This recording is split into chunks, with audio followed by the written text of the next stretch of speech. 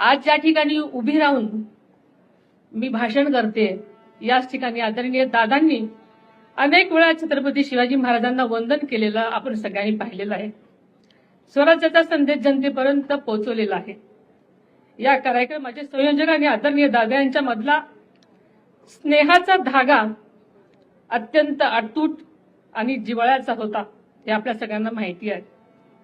तोच स्नेह, तीच परंपरा आणि तो विचार आपण सर्वांनी मिळून यापुढेही तितक्याच ताकदीने आणि निष्ठेने जपायचा आहे. आदरणीय दादांना या पवित्र शिवनेरी किल्ल्याविषयी केवळ जिव्हाळाच नव्हता, तर या शिव जन्मभूमीचे सौंदर्य वाढावं, तिचा ऐतिहासिक वारसा जपला जावा आणि भावी पिढ्यांना अभिमानाने दाखवता यावा, यासाठी त्याने सातत्याने आटोकाट प्रयत्न केलेले आपल्या सर्वांच्या समोर आहेत. त्यांच्या पुढाकारातून शिवनेरी विकास आराखडा साकार झाल्याने या परिसराचा सर्वांगीण विकासासाठी आवश्यक निधी उपलब्ध करून देण्यात आला. गेल्या वर्षीही युनेस्कोच्या जागतिक वारसा यादीमध्ये किल्ले शिवनेरीचा समावेश झाला आहे. ही आपल्यासाठी सर्वांसाठीच अभिमानाची गोष्ट आहे. यापूर्वीच शिव जन्मभूमी शिवनेरीसह राज्यातील गोटांच्या जतन संवर्धनासाठी त्याचा निधीचीही तरतूद केलेली आहे.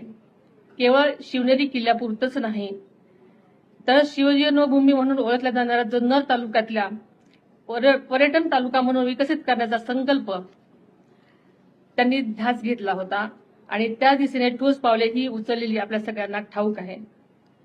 गेल्या अर्थसंकल्पातही आदरणीय दादांनी आपल्या स्वाभिमानाचा आणि इतिहासाच्या अभिमानाचा जागर उंचवणारे काही ऐतिहासिक संकल्प जाहीर केलेले होते. त्यामध्ये आग्रा येथे छत्रपती शिवाजी महाराजांचा पराक्रमाची साक्ष देणारे शिवस्मारक उभारण्याचा निर्धार त्यांनी केला. पानिपत येथे मराठा शौर्य स्मारक तसेच संगमेश्वर येथील छत्रपती शिवाजी महाराजांच्या स्मारकाचाही समावेश आहे. त्याचबरोबर किल्ले रायगड विकास आराखडा व स्वराज्य रक्षक छत्रपती संभाजी महाराजांचे बलिदान स्थळ तुळापूर आणि समाधी स्थळ ओढूबुद्रुक येथे स्मारकाचे काम अत्यंत वेगानं सुद्धा सुरू झालेलं आहे. या सर्व कामावर आदरणीय दादांची जातीनं लक्ष देत असत आणि ही सर्व कामं प्रगतीपथावर आहेत. आणि या प्रत्येक स्मारकातून भावी पिढ्यांना प्रेरणा, स्वाभिमान आणि राष्ट्रनिष्ठेचा संदेश मिळत राहणार आहे. आज या संकल्पाची पूर्ती करण्याची जबाबदारी आपण सर्वांनी स्वीकारायची आहे.